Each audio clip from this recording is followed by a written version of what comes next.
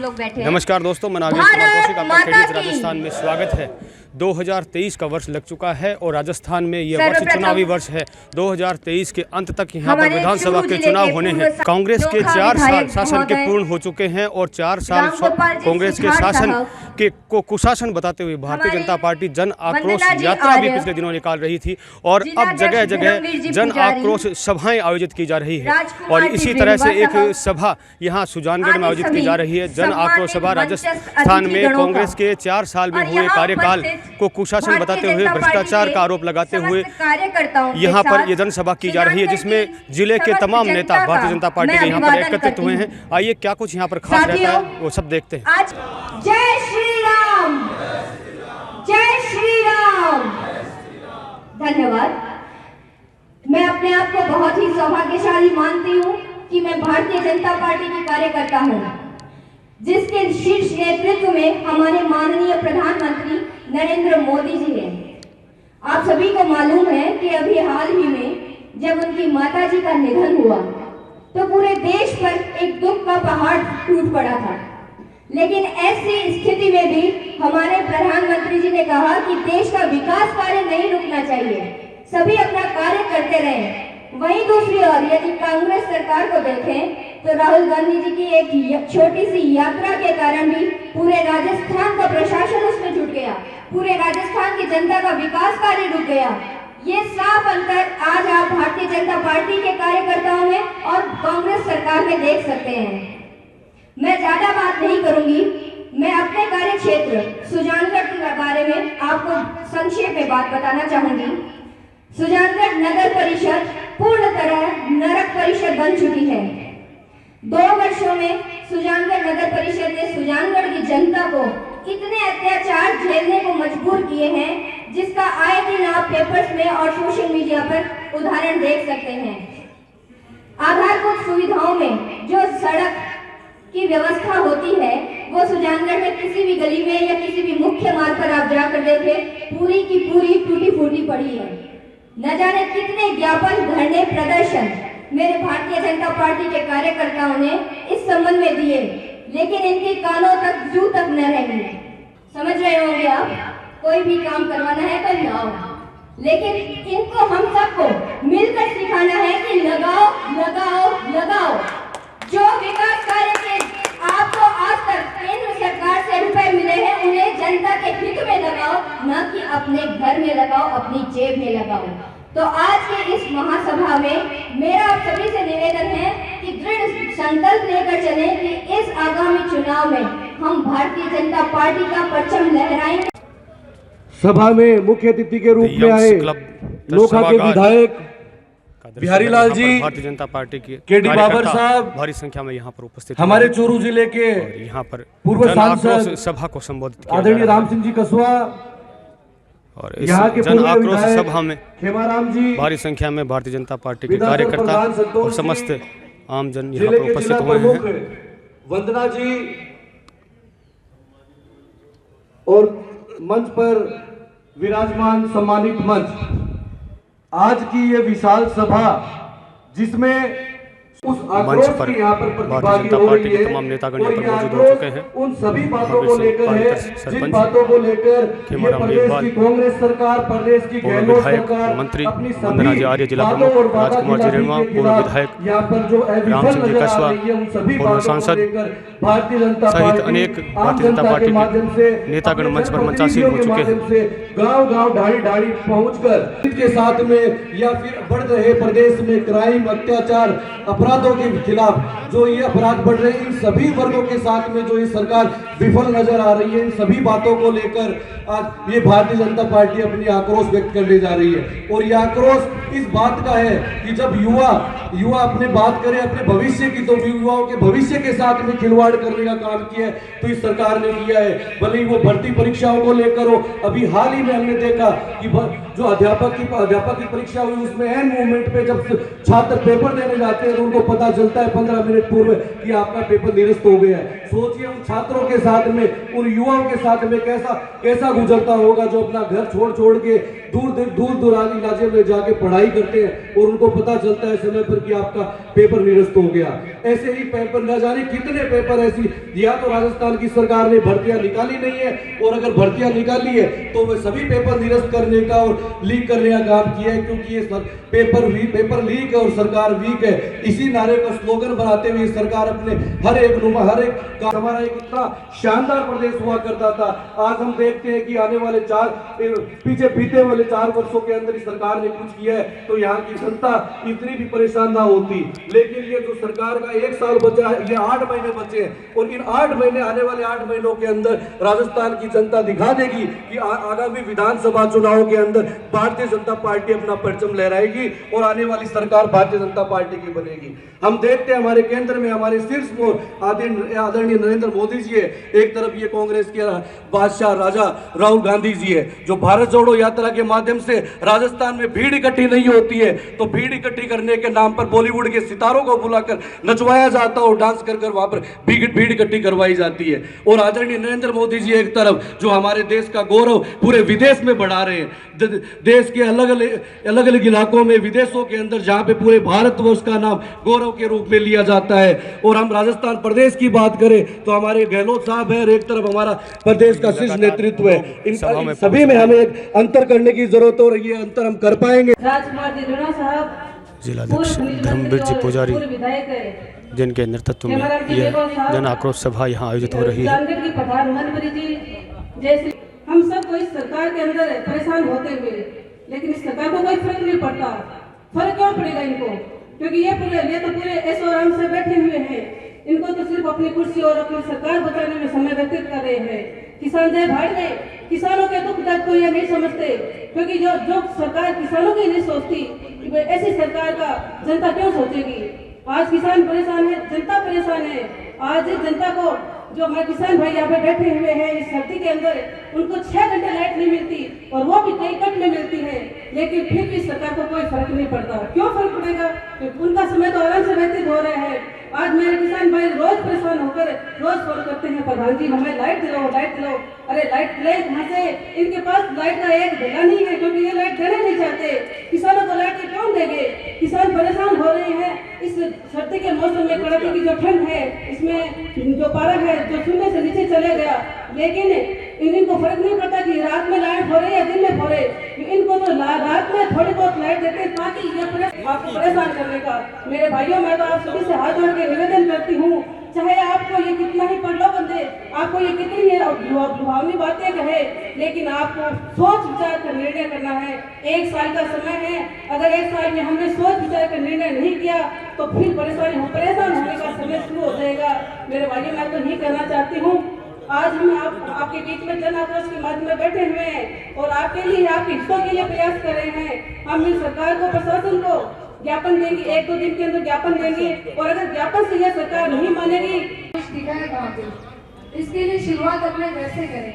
हमारे सुजानगढ़ की जनता में जो आक्रोश है वो सुजानगढ़ की जनता पहले कह रही कि अकेला चना घूमता रहे, अकेला चना कभी बाहर नहीं फोड़ सकता।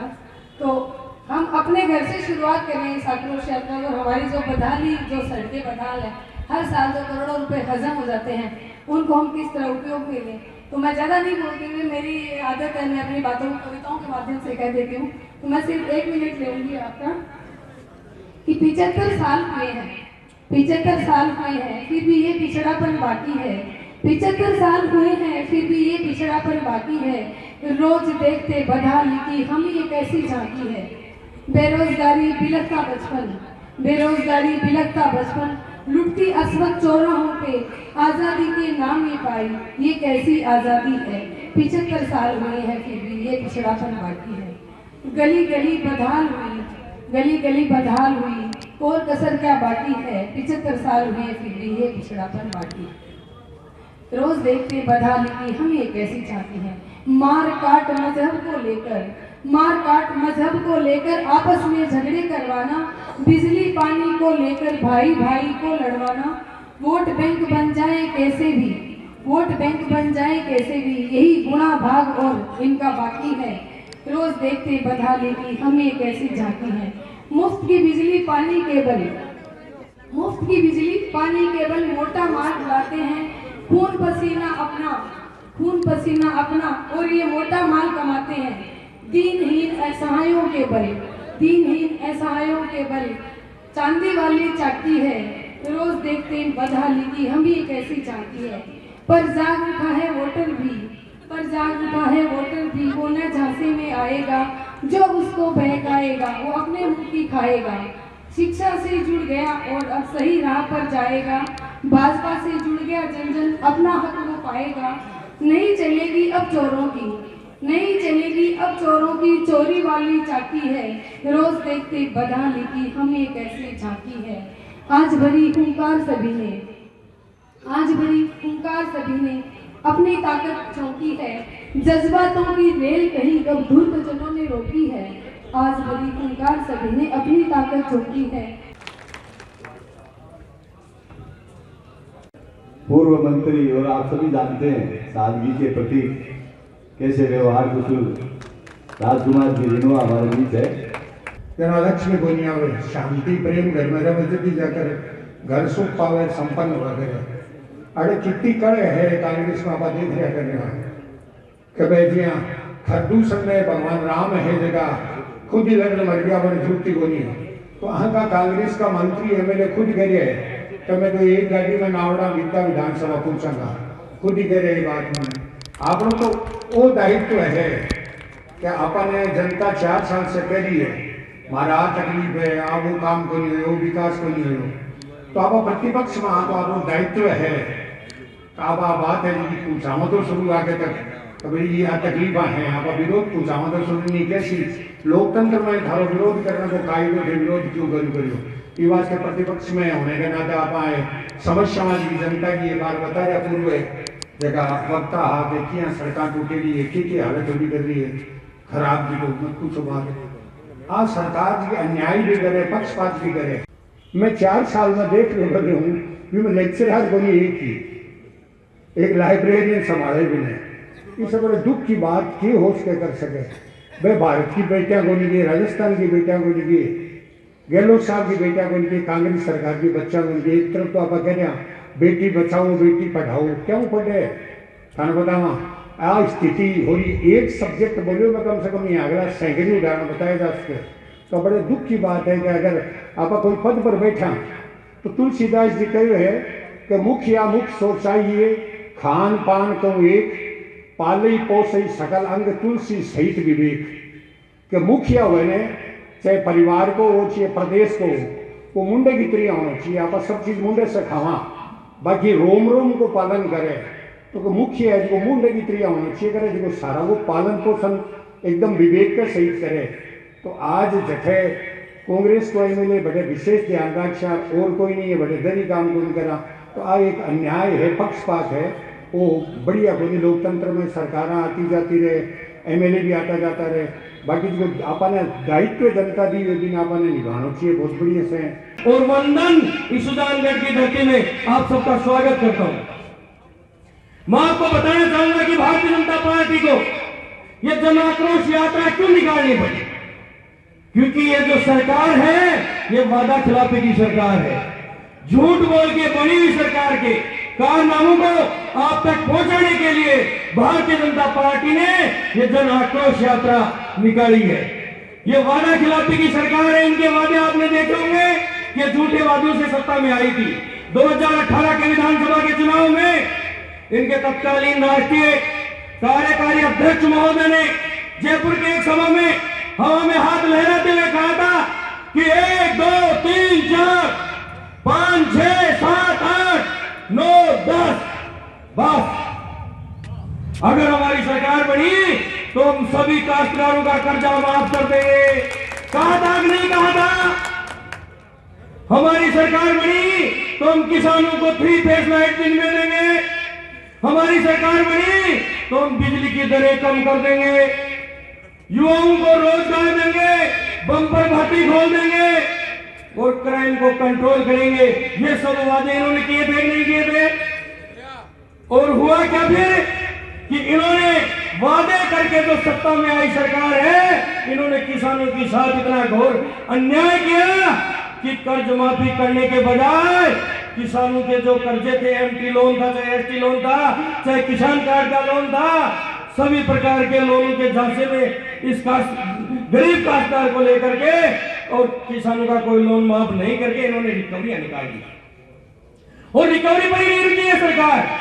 इसके बाद इन्होंने कुर्की चालू कर दी और इसकी कुर्की से परेशान होकर के हमारे कई किसान भाइयों ने आत्महत्याएं की है। अगर किसानों की जो आत्महत्या हुई है उन सब की जिम्मेदार है तो सिर्फ एक कांग्रेस सरकार जिम्मेदार है।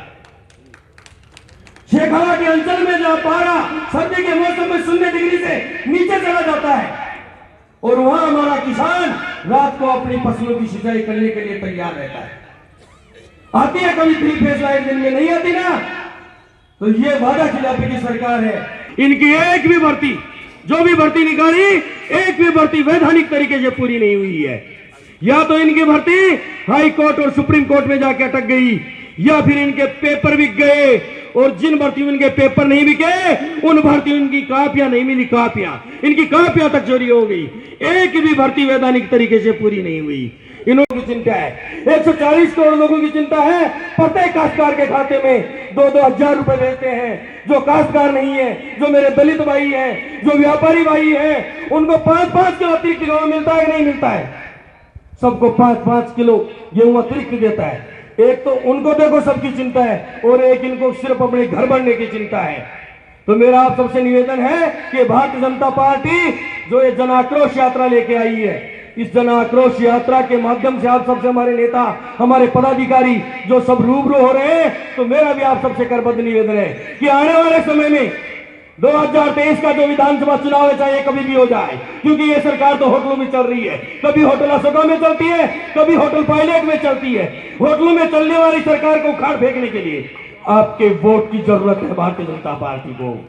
तो मेरा आपसे करबद्ध निवेदन है, पूरे भारतीय जनता पार्टी की ओर से आपसे निवेदन करता हूं कि आप आने वाले समय में, सुजानगढ़ की जनता माता से भी मेरा निवेदन है कि आप आने वाले समय में भारतीय जनता पार्टी के पक्ष में मतदान करें। और आ गया है कि हम सब एक हो जाएं और ये जो सरकार है जिसने अपने झूठे वादे किए, युवा साथियों को, किसान परेशान हो चुका है, भोली भाली जनता को बरगलाने का काम किया है, तो आप सभी से ये अनुरोध रहेगा कि इस आक्रोश को जोर और पूरे जोर के साथ में आप अंदर रखें और वक्त आने पर दिखा दें कि भारतीय जनता पार्टी का जो परिवार है एक मजबूत और कर्मठ परिवार है।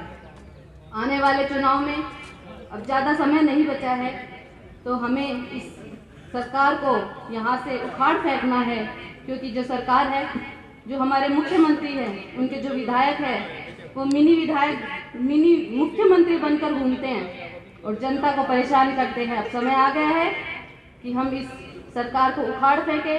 इस सरकार को उखाड़ने में आप सब हमारे साथ हैं, ऐसा आप संकल्प लें। भारतीय जनता पार्टी के शासन में मैंने काम किया है और कांग्रेस के शासन में भी काम किया। मैं मजबूती से आपको ये कह सकता हूं कि जितना काम जनता का, गरीबों का, आम आदमी का, महिलाओं की सुरक्षा का जितना ध्यान रखा गया बीजेपी के शासन में, मैंने 30 साल की नौकरी में कांग्रेस के शासन में यह नहीं देखा। ये तो आपको ये कहते काम किया हमने। रेणुआ साहब चले गए अभी, वो जब विधायक थे, खेमाराम जी विधायक थे, हमारे जब खर्रा साहब थे, भारतीय जनता पार्टी के शासन में जो राज हुआ, चाहे ठेकेदार हो, चाहे किसान हो, चाहे दलित वर्ग हो, भारतीय जनता पार्टी ने हर वर्ग का ध्यान रखा। मुझे मालूम है कि दलित वर्ग के लिए अंबेडकर भवन की जरूरत पड़ी, और जब दलित वर्ग ने मुख्यमंत्री जी तक बात पहुंचाई अपने जनप्रतिनिधियों के माध्यम से, हर नगर पालिका क्षेत्र में 192 अंबेडकर भवन बना के दिए कि नहीं दिए? खेमाराम जी साहब, सुजानगढ़ में बना है, आपके विदासर में बना, हर नगर पालिका में बना है। भारतीय जनता पार्टी ने कहा, वो किया। उसका एक उदाहरण देते हुए मेरी बात को पूरी करूंगा। भारतीय जनता पार्टी ने 2013 में एक वादा किया कि गांव में मुख्य मार्ग कीचड़ से भरा रहता है। ये बात मैं सब जगह कहता हूं क्योंकि हमें गर्व है कि हमने ये काम किया है। गांव में मुख्य मार्ग कीचड़ से भरा रहता है, बुजुर्ग, बच्चे, महिलाएं उस कीचड़ में से जाती है। उसको कैसे सुधारा जाए चिंता करी और सबने निर्णय किया गांव में गौरव पथ बनाएंगे। बनाया कि नहीं बनाया? 10,000 ग्राम पंचायतों में भारतीय जनता पार्टी के शासन में गौरव पथ बने और कांग्रेस ने वही चाल चली, झूठे वादे किए, बोला हम विकास पथ बनाएंगे और मुझे नहीं लगता कि किसी पंचायत में एक भी विकास पथ होना हो। बहुत सारे सरपंच हैं, क्या बने हैं क्या सरपंच साहब कहीं पे? झूठी सरकार है। मैं तो आपसे यही हाथ जोड़ के निवेदन करने आया हूं। हो सकता है हम सुजानगढ़ में, मैं भी दावेदारी कर रहा हूं और बहुत सारे नेता हैं जो आपका प्रतिनिधित्व करना चाहते हैं। जिसको टिकट मिले उसको मजबूती से जिताने का और सुजानगढ़ का भविष्य परिवर्तन करने का वादा करके आप जाएंगे। हाथ खड़े करके हमारे नेताओं को आश्वस्त करें, मजबूती से दोनों हाथ खड़े करके, मुट्ठी बंद करके, भारत माता की। शहर के अंदर शराब की दुकानें बहुत हैं। राजस्थान सरकार की ओर से शराब के ठेके दिए जाते हैं, वो उनका काम है। लेकिन जो शराब के ठेके दिए हुए हैं उनके अलावा प्रत्येक ठेकेदार 5-5, 7-7, 10-10 दुकानें अवैध शहर के अंदर शराब की दुकान चला रहे हैं। उसके अंदर कौन मारा जाता है? गरीब व्यक्ति। शराब इंस्पेक्टर उन लोगों से, ठेकेदार से अवैध वसूली करते हैं, मरता गरीब आदमी है। शराब ठेकेदार एक गरीब आदमी को 2-2.5 हजार रुपए देता है। जो जिंदगी में शराब नहीं बेचता उस पर मुकदमा चलता है, 2-3 साल तक वो परेशान होता है। इस बात को पत्रकार बंधुओं आपसे, आपका इंस्पेक्टर जाके मिलने में कि जितने भी शराब के बेचने वाले, अवैध बेचने वाले पकड़े गए उनका बायोडाटा ले लो, क्या वो शराब कभी बेचते थे क्या? दूसरा मैं निवेदन करना चाहता हूँ, जल विभाग के सुजानगढ़ शहर के बाहर के वार्डों के अंदर पानी आज भी पानी पीने का नहीं मिल रहा। हजारों करोड़ों रुपए राजस्थान बीजेपी सरकार की ओर से आए थे, पाइपलाइन की अभी भी पड़ी है, कनेक्शन नहीं है। लेकिन जिन एक्शन अधिकारियों को आप कहते हो ना, वो जैन एन पे डाल देते हैं। जैसे भोजलाई रोड, सालासर आउट वार्ड है, वहाँ आज भी पीने का पानी नहीं है। PWD डिपार्टमेंट सालासर रोड जो बन रही है शहर का विकास के लिए बन रही है, लेकिन उसको पूरा नहीं करे। बार बार पार्टी की ओर से बार बार ज्ञापन देने के बावजूद भी सड़कों दोनों साइड को ठीक नहीं करे। सालासर रोड हाईवे है चौराया, उस पे क्रॉस भी नहीं बना रहे। वार्ड नंबर 51 जो कब्रिस्तान रोड है, नगर परिषद को बार बार निवेदन करने के बाद भी एक नाला नहीं बनाया जा रहा है। ये हर जिम्मेदारी है कांग्रेस पार्टी की सभापति की, यहाँ के MLA की भी जिम्मेदारी है। कोई भेदभाव नहीं हो, सरकारें आती है चली जाती है, लेकिन पक्षपात करते हैं। इसका मैं आज इस मंच के माध्यम से विरोध करता हूँ। पिछले 4 साल में पूरे प्रदेश में कानून व्यवस्था की स्थिति बद से बदतर हुई, भ्रष्टाचार चरम पर पहुंच गया और आम आदमी की कहीं सुनवाई नहीं हुई। और दूसरी तरफ आप लोगों ने 2014 और 2019 के चुनाव में, लोकसभा के चुनाव में आपका मत रूपी जो सहयोग, मत रूपी जो समर्थन, मत रूपी जो आशीर्वाद भरपूर मात्रा में भारतीय जनता पार्टी को मिला और नरेंद्र भाई मोदी जी के नेतृत्व में केंद्र में सरकार बनी। उस सरकार ने इस देश को के चहुमुखी विकास के लिए, इस राष्ट्र की समृद्धि के लिए, इस राष्ट्र को सशक्त बनाने के लिए, इस राष्ट्र को आत्मनिर्भर बनाने के लिए जितने भी कार्य किए उन सब से व्यथित होकर देश के सारे भारतीय जनता पार्टी विरोधी दलों ने प्रदेश सहित पूरे देश में एक अराजकता का माहौल बनाने का प्रयास किया जा रहा है। लगभग 1000 साल पहले जब विदेशी आक्रमण शुरू हुए और एक के बाद एक हार कर वो माफी मांगकर जाते रहे। मोहम्मद गौरी को पृथ्वीराज चौहान ने 17 बार हराया था। उनकी प्लास्टिक की लड़ाई जो ईस्ट इंडिया कंपनियां व्यापारी के रूप में आई थी, उसने एक मीर जाफर की वजह से 1757 की प्लासी की लड़ाई में विजय प्राप्त करके संपूर्ण भारत पर अपना साम्राज्य कायम कर लिया था। और उसका सबसे दुखद पहलू जिस पर हम कभी ध्यान नहीं देते, प्लासी की लड़ाई के बाद ईस्ट इंडिया कंपनी ने जो विजय जुलूस निकाला, उस विजय जुलूस में ईस्ट इंडिया कंपनी के 2000 सैनिक थे और उन पर फूल बरसाने वाले भारतीयों की संख्या उनसे सैकड़ों गुना ज्यादा थी। अगर उनके मन में राष्ट्र प्रेम का भाव जग जाता तो ईस्ट इंडिया कंपनी के उन 2000 कारिंदों का क्या होता। 1947 में जब ये राष्ट्र आजाद हुआ, 1947 से लेकर 1977 तक इस पूरे राष्ट्र में और पूरे प्रदेशों में एक ही पार्टी की सरकार रही है। और आप 1947 से लेकर 1977 तक अगर गांव, ढाणी, खेत खलिहान के विकास की एक भी योजना उस सरकार ने बनाई हो तो बता दो। पहली बार 1977 में सारे कांग्रेस विरोधी दलों ने मिलकर जनता पार्टी का गठन किया। केंद्र में जनता पार्टी की सरकार बनी। यहाँ बुजुर्ग जितने भी बैठे उनको याद होगा, कपड़ा कंट्रोल से, गुड़ कंट्रोल से, चीनी कंट्रोल से, लोहा कंट्रोल से, सीमेंट कंट्रोल से, ऐसी कोई वस्तु नहीं थी जो परमिट से नहीं मिलती। और पहली बार 1977 में जब जनता पार्टी की सरकार बनी, उसने उस परमिट राज को खत्म किया। और जो चीनी 1977 से पहले खुले बाजार में 13.5-14 रुपए किलो बिका करती थी, वो सीधी 2 रुपए 20 पैसे किलो आम आदमी को मिलना सुलभ हो। जो सीमेंट, जो लोहा, जो गुड़, जो मोटा कपड़ा ब्लैक में मिलता था, वो सामान्य दर पर आम आदमी को उपलब्ध होना शुरू हुआ। और उसी के साथ उस सरकार के वित्त मंत्री चौधरी चरण सिंह जी ने पहली बार ग्रामीण विकास विभाग के नाम से एक अलग कृषि मंत्रालय के अंतर्गत विभाग बनाकर गांव, ढाणी, खेत खलिहान के विकास के लिए बजट का आवंटन शुरू किया। और उसके बाद जब अटल बिहारी वाजपेयी जी की सरकार आई, जितने भी बुजुर्ग यहाँ बैठे हैं, अगर किसी ने 2002-03 से पहले बैंक से लोन लिया होगा, 15.5% ब्याज पर किसान को ऋण उपलब्ध होता था।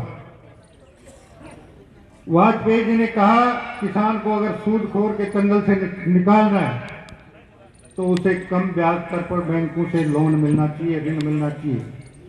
कमेटी गठित हुई, किसी ने 11% की अभिशंसा की, किसी ने 9% की अभिशंसा की, और अंत में 7% ब्याज दर पर किसान को लोन देने का निर्णय हुआ। और उसमें से भी अगर कोई किसान समय पर किस्त नहीं चुकाता है तो 3% ब्याज सरकार द्वारा वहन किया जाता है। 30 भारतीय सैनिक हैं और दूसरी तरफ कम से कम 200-250 चीनी सैनिक, और 20 भारत के जांबाज सैनिकों ने जिस हौसले के साथ 200-250 चीनी सैनिकों की धुलाई की है, पिटाई की है, उसका भी चीन को जितना दर्द नहीं है, उससे ज्यादा दर्द भाजपा विरोधी कांग्रेस पार्टी और उसके सहयोगी दलों को। आपने उनके नेताओं का वक्तव्य सुना होगा। मिलते हैं उनको रास्ते, ये दुनिया नहीं है दोस्तों, बुज़दिलों के वास्ते। इसलिए मित्रों, अब मैं चाहूंगा कि हमारे नोखा के विधायक ओजस्वी वक्ता हमारे बिहारी लाल जी बिश्नोई आपको संबोधित करेंगे। धन्यवाद। और 1 से 10 तक की गिनती सिखा के गए, कह के गए 1 से 10, 1, 2, 4, 8, 9, 10 दिन में संपूर्ण कर्जा किसानों का माफ और बेरोजगार नौजवानों को 35 रुपए महीने का बेरोजगारी भत्ता देने का काम करे। मात्र 0.5% के अंतर से 52,000 बूथों में मात्र 1,42,000 वोटों के अंतर से एक भी बूथ पे हम 2-2, 3-3 वोट बढ़ा लेते तो वापस भारतीय जनता पार्टी की सरकार रहती। लेकिन इस छलावे से, इस धोखे से, किसान और नौजवान के साथ किए धोखे से सत्ता में आई सरकार के 4 वर्ष सिर्फ अपनी कुर्सी बचाने में निकल गए। आज बहन संतोष, कहने को तो नाम संतोष है, लेकिन सरकार के प्रति असंतोष कितना उनके मन में था, आक्रोश आप सबका इस सरकार के प्रति कितना है। ये चौपाल पे सभी नेता गए होंगे, हर चौपाल की स्थिति ये रही होगी, और हर चौपाल पे आक्रोश यात्रा में सैकड़ों हजारों लोग आपके साथ जुड़े हैं। ये किसान 4 वर्षों में दुखी है, नौजवान 4 वर्षों में दुखी है, बेरोजगार साथी 4 वर्षों में दुखी है, और सरकार के खिलाफ आक्रोश हो क्या ना, हो भी क्यों ना, जब किसानों के साथ कर्ज माफी का धोखा करके सरकार ने कोई कर्ज माफ नहीं किया, जब बेरोजगारों से वादा करके अपना वादा खिलाफी वादा नहीं निभाया, और बेरोजगारों के साथ ऐसा कुठाराघात किया इस कमजोर सरकार ने कि बार बार हर परीक्षा का पेपर लीक हो जाता है। ये कमजोर सरकार, वीक सरकार, पेपर लीक और सरकार वीक, और इस सरकार के खिलाफ आप ही की धरती के नेता, विधानसभा के प्रतिपक्ष के उपनेता राजेंद्र राठौड़ और कटारिया जी के नेतृत्व में जब भारतीय जनता पार्टी का विधायक दल इस बात पर सरकार को घेरता है और कमजोर सरकार से बात करता है कि सरकार नौजवानों के सवालों का जवाब दे, क्या कसूर है उन नौजवानों का, उन नौजवान के पिता का, उस किसान का, मजदूर का, उस मां का जो अपने बेटे को पढ़ने के लिए भेजती है, जो किसान अपनी मेहनत पसीने से की हुई कमाई से उस बेटे को पढ़ने के लिए कोचिंग के लिए भेजता है, अपने शहर से दूर भेजता है, और जब मेहनत के बाद परीक्षा का दिन आता है और परीक्षा देके निकलता है तो पता चलता है कि इस पेपर तो लीक हो गया, परीक्षा वापस होगी, तो सोचिए उन लाखों नौजवानों पे क्या बीतती होगी, और इन लाखों नौजवानों के करोड़ों परिवारजनों पे क्या बीतती होगी, उस व्यक्ति पे क्या बीतती होगी जिसने खून पसीने की कमाई से अपने बेटे को पढ़ने के लिए भेजा था और कामयाब होने की उम्मीद लिए बेटा। जब विधानसभा में सरकार से मांग करते हैं कि सरकार इसकी सीबीआई जांच करे, क्योंकि छोटे छोटे मोहरों को पकड़ने से काम नहीं चलेगा, इस सरकार के संस्थागत रूप से सरकार इस पेपर लीक में शामिल है, इस सरकार के मंत्री, सरकार के मुखिया तक इसमें शामिल है, संकुल से, शिक्षा संकुल से, स्ट्रांग रूम से पेपर लीक हो जाता है। कल्पना करिए सरकार के नुमाइंदे क्या कर रहे हैं, कोचिंग संस्थानों की क्या भूमिका है जो सरकार के मुखिया चलाते हैं, और कल्पना करिए जब प्रदेश का मुखिया इसी तरह शिक्षकों की सभा में पूछता है अपने शिक्षा मंत्री की उपस्थिति में कि क्या पैसे लेके ट्रांसफर भी होते हैं क्या, तो शिक्षक कुर्सियों पे खड़े होकर 2000 शिक्षक हाथ खड़े करके कहते हैं बिना पैसे लाखों रुपए दे बिना कोई ट्रांसफर नहीं होता। ये उस शिक्षा मंत्री की उपस्थिति में मुखिया के सामने हमारा शिक्षक कहता है राजस्थान का, और मुखिया जी क्या करते हैं, उन शिक्षा मंत्री जी का प्रमोशन करके अपनी सत्तारूढ़ पार्टी का अध्यक्ष बना देते हैं, और वो अध्यक्ष की सीना ठोक के, आपने सुना होगा सरदार शहर में सीना ठोक के कहते हैं कि राठौड़ कटारिया भाजपा वाले विधानसभा में रो रो के मर गए, यहाँ तो कुछ नहीं बिगड़ा, 3 साल ऐसे ही इधर उधर डोटे मारे, कुछ नहीं बिगड़ा, जैसा चाहा हमने खेला। बेशर्मी की हद होती है दोस्तों। आज तो ये कहते हैं कि विपक्ष रो रो के मर गया, विपक्ष उस राजस्थान की 8 करोड़ जनता का प्रतिनिधित्व करता है, सरकार को जगाने का काम करता है। इस गूंगी बेरी सरकार ने, जो कमजोर सरकार, जिसका मुखिया इतना कमजोर है कि उसको सिर्फ 4 वर्षों में अपनी कुर्सी बचाने की चिंता के अलावा दूसरा काम नहीं रहा, और वो सरकार जिसका एक व्यक्ति कहता है कुर्सी बचानी है, दूसरा कहता है कुर्सी छीननी है, वो बैलगाड़ी जैसी सरकार जिसके 2 बैल, एक उत्तर में चलता है, एक दक्षिण में चलता है, एक पूर्व में चले, एक पश्चिम में चले, तो सरकार की गाड़ी की क्या स्थिति होगी, वही राजस्थान की स्थिति है दोस्तों। इसलिए इस सरकार के खिलाफ आक्रोश है कि नौजवान ठगा गया, किसान ठगा गया। आज भी किसान के साथ, आज रबी के सीजन में बिजाई का समय चल रहा है, कितनी यूरिया डीएपी की आपको जरूरत है, जितनी इस राजस्थान की सरकार ने पिछले 4 वर्षों के आंकड़े उठा के देख लो, ये हमारे नेता बैठे हैं, हम साक्ष्य के साथ पत्रकार बंधुओं को देने को तैयार है। इस राजस्थान की सरकार ने जितना एलोकेशन डीएपी और यूरिया का सरकार केंद्र की सरकार से मांगा, उससे 10 टन ज्यादा ही देने का केंद्र की सरकार ने काम किया, चाहे वो रबी का सीजन हो चाहे खरीफ का सीजन हो। ये आंकड़े बोलते हैं, ये सरकार की मैनेजमेंट है, सरकार की कालाबाजारी है कि कृत्रिम तंगी पैदा करके किसानों को लाइन में लगाती है और किसानों पर लाठी चलाने का काम करती है। वरना मित्रों, किसान का समय भारतीय जनता पार्टी के समय में भी आपने देखा हो कि कभी भी यूरिया के लिए एक भी व्यक्ति को लाइन में नहीं लगना पड़ा, एक को भी पुलिस के डंडे नहीं खाने पड़े।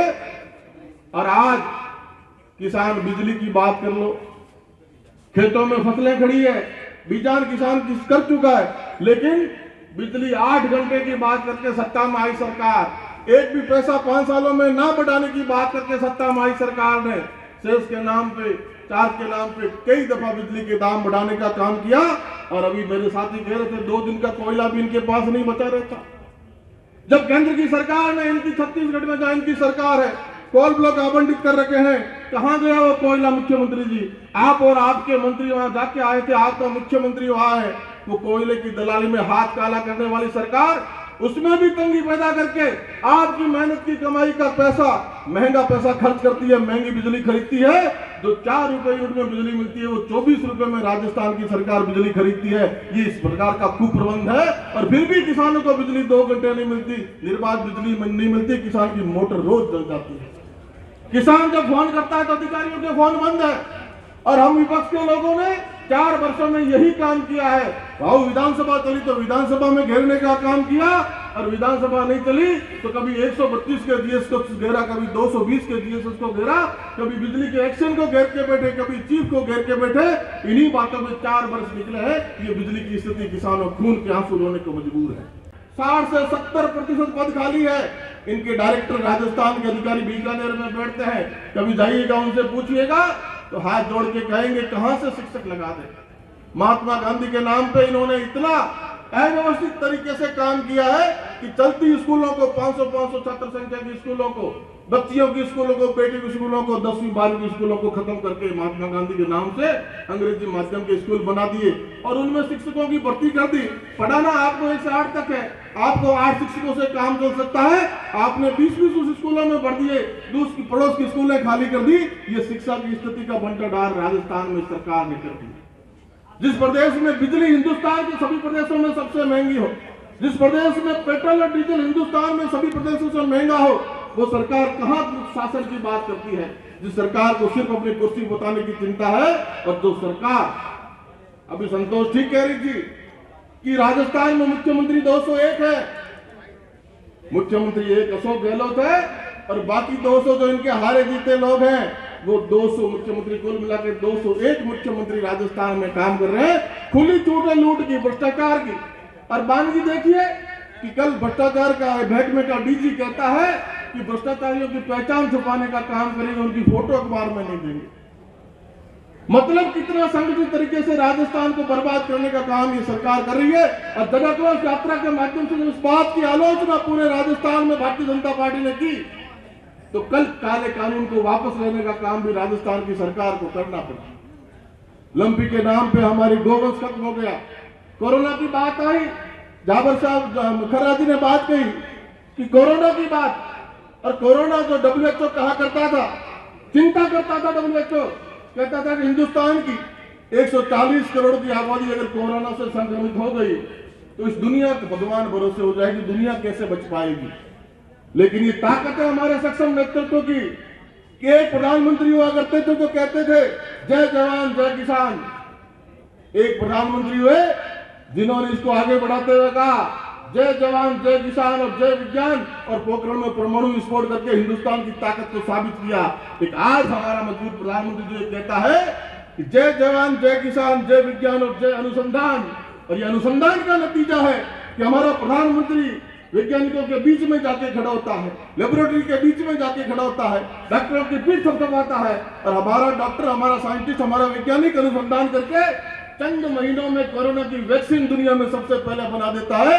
और 220 करोड़ डोज हिंदुस्तानियों को लग जाती है और 45 देशों को हिंदुस्तान वैक्सीन निर्यात करने का काम करता है। ये अनुसंधान की ताकत है, हमारे सक्षम नेतृत्व की ताकत। काम किसी से सीखना है तो भारतीय जनता पार्टी के नेतृत्व से सीखो। ये ताकत है। ये नायक साहब अभी आपके सेंटर के अधिकारी बैठे हैं, ये चर्चा कर रहे थे कि रक्षा विभाग में नौकरी करके आए हैं। ये भाटी जी अभी आपके बीच में कह रहे थे गौरव पद की बात का जिक्र किया। इस सरकार ने आते ही कहा गौरव पद बंद कर दो। इस सरकार ने होटलों में बंद होकर अपनी सरकार बचाने का काम किया। मुख्यमंत्री को सुबह शाम अपने विधायकों को गिनना पड़ता है और विधायकों को गिनती करनी पड़ती है कि आज सुबह इतने थे, शाम को इतने हैं कि नहीं है। शाम को कोई एक आधा इधर उधर हो गया तो मुख्यमंत्री की हालत खराब हो जाती है। जब मुख्यमंत्री को अपने विधायक गिनने से फुर्सत नहीं है तो जनता की चिंता कौन करे। और आज कानून व्यवस्था की स्थिति की चिंता बहन संतोष ने जयश्री ने की। कानून व्यवस्था कहाँ है जब हिंदुस्तान में राजस्थान पहले पायदान पर किसी बात में है तो महिला उत्पीड़न में है।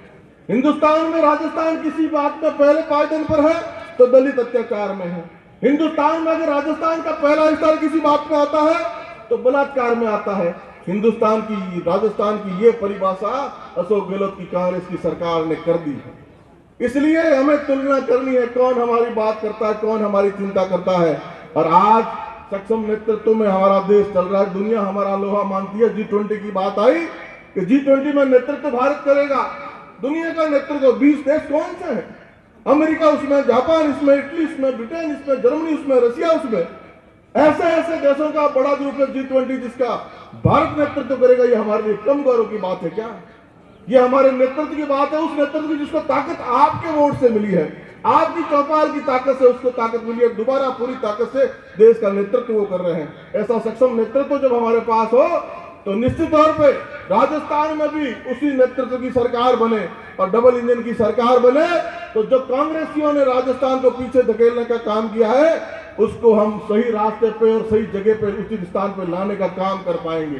सुजानगढ़ वासियों, पीछे तो कई परिवारवाद में, कई सहानुभूति लहर में बह गए। अगर बहना है तो खर्रा साहब ने जो बात कही उसी का ध्यान रखना कि एक ही बात है, एक ही वाद है और उस वाद का नाम है राष्ट्रवाद। भरा नहीं जो भावों से बहती जिसमें रसदार नहीं, वो हृदय नहीं पत्थर है जिसमें स्वदेश का प्यार नहीं। इस भारत माता को गौरवशाली बनाना है, इसको विश्व गुरु विश्व विजेता बनाना है और हमको दुनिया का नेतृत्व करना है। तो हमारे नेता के हाथ मजबूत करने होंगे, कमल के निशान के सिपाहियों को पूरी ताकत से लड़ना होगा। वहां आकर के कांग्रेस के कुछ लोगों ने उनसे पूछा कि आप तो भारत सरकार के सर्वोच्च पद से रिटायर्ड हुए हैं, secretary to government of India, आपने कांग्रेस पार्टी क्यों नहीं ज्वाइन करी? मेरा सीधा सा उत्तर था, भारतीय जनता पार्टी एक राष्ट्रवादी पार्टी है। भारतीय जनता पार्टी भारतीय संस्कृति के महान भक्त है। ऐसी पार्टी जिसने अपना एक बहुत ही अमूल्य रत्न नरेंद्र भाई मोदी को, लेकिन ये सरकार ने एक भी जनता की नहीं सुनी। आज किसानों की समस्या सबसे बड़ी, आम आदमी की समस्या, शाम को लाइट बंद कर देते हैं 5-6 बजे, रात को 10 बजे तक लाइट नहीं आती है और 10 बजे किसानों को लाइट देते हैं, सुबह 4-5 बजे तक लाइट देते हैं। अब वो लाइट क्या काम की? सर्दी के अंदर कौन उसमें वो पानी दे तो फसल को नुकसान और पानी देने वालों को भी नुकसान। ये हालात बहुत खराब है। विशेष तौर से बिजली की, गांव से नहीं शहर के अंदर से फोन आते हैं, सुबह 6 बजे लाइट चली जाती है और जो 4 घंटे लाइट आती है वो लाइट भी पूरी नहीं आती है, बीच बीच में ट्रिपिंग आती है। किसानों की मोटरें फूंक रही है। पूरे जिले के अंदर आप देख रहे हो आंदोलन हो रहा है। मेरा आप लोगों से निवेदन है, ये सरकार चेत जाए, नहीं तो हमें इसके लिए एक बहुत बड़ा आंदोलन करना पड़ेगा बिजली के अधिकारियों को और बिजली में जो व्यवस्था जो बिगाड़ी है इनके खिलाफ भी, सरकार के खिलाफ ये आंदोलन करना पड़ेगा कि 17,987 लोगों की जमीनें कुड़क हो गई है। ये किसानों के हितैषी सरकार है, जो कर्ज माफी की बात करने वाली सरकार है, जो उसी के सरकार के अंदर इतने सारे किसानों की जमीनें नीलाम हो रही है। किसान आत्महत्या करने के लिए तैयार हो रहा है। ये हालात आप देख रहे हैं, कई जगह किसान आत्महत्या कर रहे हैं। पास घरों की बात थी, न खेत की बात थी, कहीं आबाद हो, हर किसान को लाइट मिले, इसके लिए भारत सरकार के आदेश से सम्मानित वसुंधरा जी के राज्य में काफी कनेक्शन हुए और उस टाइम जो लोग रह गए वो आज भी पछता रहे हैं।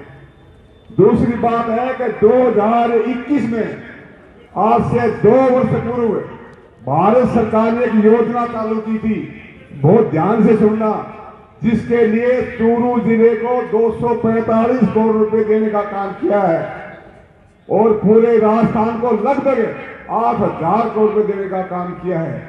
उस योजना क्या है कि ग्रामीण क्षेत्र को, कनेक्शन को कृषि कुओं से अलग करो, जिसकी मांग मुझे गिडा का कार्यकर्ता भी आया था, उसने भी की थी। ये योजना थी, जो डाणियां वंचित हो चुकी हैं उनको जोड़ो, जो लाइन खराब हो चुकी है या तार टूटते रहे उन तारों को चेंज करने का काम करो। उसमें कमेटी बनानी पड़ती है। वो कमेटी जिला कलेक्टर महोदय ने अब बनाई है, जिसकी मीटिंग 10 तारीख को है। उसमें राहुल आएगा और जो समस्याएं हैं बिजली के मामले में नया जीएस बनाना, कृषि कनेक्शनों से घरेलू कनेक्शन को अलग करना और ढाणियों को जोड़ने का काम करना, ये सब काम उसमें विस्तृत रूप से एक डीपीआर बनाने का काम किया जाएगा। और हमें पूरा विश्वास है कि जल्दी जल्दी काम होने का काम करेगा। एक इसमें आप सावधान रहना, कोई दिक्कत हो तो फोन पर बात कर लेना। जितनी भी ढाणियां हैं उन ढाणियों को जोड़ने के लिए कार्रवाई करने का काम करेंगे। दूसरी समस्या है पानी की, पीने के पानी की। जल जीवन मिशन भारत सरकार की योजना है और मोदी जी का सपना है कि 2024 तक देश का हर गांव नल के पानी से हर घर जुड़े। ये योजना है, योजना भारत सरकार की है, अधिकांश पैसा भारत सरकार का है, लेकिन संघीय व्यवस्था है। काम कौन करेगा? राज्य सरकार है, कुछ हिस्सा उनका भी है। और राज्य सरकार में कंट्रोल किसका है? कांग्रेस के विधायकों का और अफसरों का। इस योजना को ये तोड़ फोड़ करने का काम कर रहे हैं। पूरे देश में अधिकांश जगह पर काम हो गया 70%, 80%, लेकिन राजस्थान में काम हुआ है सिर्फ 27%। 27,000 करोड़ रुपया भारत सरकार ने जमा करवा दिए राजस्थान सरकार को, लेकिन राजस्थान सरकार अपने हिस्से का पैसा नहीं देने के कारण ये योजना बहुत धीमी गति से चल रही है। दूसरी बात यह है कि जो काम हो रहे हैं वो भी काम घटिया काम हो रहे हैं। घटिया पाइपलाइन खरीदी जा रही है, नियम अनुसार लाइन डाली नहीं जा रही है। एक ढाणी को कनेक्शन दे दिया 2 घरों को, और क्योंकि वो कांग्रेस के वोटर हैं और एक ढाणी 20 घर आबाद है, 10 घर आबाद है, उनको न देने का काम किया है। और इसमें बहुत बड़ी भूल राजस्थान सरकार की हुई है। जब डीपीआर बनी थी उस टाइम में उनको जोड़ना चाहिए था उन ढाणियों को, उनको लिया नहीं गया। ये बहुत बड़ा समस्या है, उसे दूर करने के लिए हम संघर्ष कर रहे हैं, प्रयास कर रहे हैं। उसकी स्कीम को रिव्यू करने का काम किया जा रहा है। अभी हमारे खन्ना साहब ने एक बात कही, बहुत शानदार बात, सिंधु समझौते की, जो जल संसाधन मंत्रालय संबंधित है। मैं खन्ना साहब आपको बताना चाहूंगा कि सिंधु जो समझौता हुआ था, उस समझौते में भारत का हिस्सा रखा था सिर्फ 20%। हाँ आ गया ना, 18 मतलब 20 था ही नहीं। और पाकिस्तान को दिया था 82% पानी। कितना? 82%। जबकि पाकिस्तान की आबादी से हमारे से 5 गुना कम है। उल्टा होना चाहिए था, आज 82% होना चाहिए से भारत को। अगर ये पानी हमें मिल जाता तो सुजानगढ़ को पानी की आवश्यकता कमी नहीं पड़ती, कोई पूरा देश आज माला माल हो जाता, किसान समृद्ध हो जाता। जो एकमात्र आस ये है। और वो 20% का पानी भी हमारी पूर्व सरकारों ने आज तक उपयोग करने का काम नहीं किया। आपको ध्यान होगा, एक बार मोदी जी ने कहा था कि खून और पानी साथ साथ नहीं बह सकते। वो इसीलिए कहा था कि अब हमारा पानी भी सारा आपने ले लिया और हमारे नौजवानों को शहीद करने का आप काम कर रहे हो। उस टाइम मोदी जी ने बहुत कोशिश की थी, क्योंकि अंतर्राष्ट्रीय समझौता है कि समझौता को मैं कैसे भंग करूं, एक्सपर्ट की राय ली गई थी, लेकिन वो बात आगे चली नहीं, वही खत्म हो गई। यही बात है ना। तो ये समस्याएं पानी के मामले में बहुत अन्याय हुआ है। और आज भी अगर ये जल जीवन मिशन की योजना फेल हो जाएगी, घटिया पाइप गिर जाएंगे और इन पाइपों में पार्टीबाजी का काम किया जाएगा ने, तो इस क्षेत्र के साथ, इस तहसील के साथ, जिले के साथ बहुत बड़ा अन्याय है और इसका भुगतान करेंगे। घटिया पाइप देने वाले अफसर कमीशन खा के भाग जाएंगे और आप लड़ाई लड़ोगे हमारे से। क्या? हमारे पानी नहीं आया, हमारी लाइन नहीं डली, वो चले गए वो काम करके। इसलिए बहुत सावधान रहना। क्वालिटी के पाइप जो है उसकी साथ संभाल आप करो। ये बात मैं आपको कहना चाहता था, बहुत ध्यान रखना कि आपने मांग की थी कि सुजानगढ़ का स्टेशन भी अमृत योजना के अंदर नवीनीकरण में शामिल हो। मैं आपको कहना चाहूंगा उसको भी शामिल करने का काम किया जा रहा है। और यहाँ इस सुजानगढ़ तहसील के छोटे स्टेशन को जो गाड़ियाँ कम आती है यहाँ पर, एक सुजानगढ़ एक कला साहब, जहाँ तक मैं समझता हूँ चूरू जिले में 4 स्टेशन का नवीनीकरण होगा।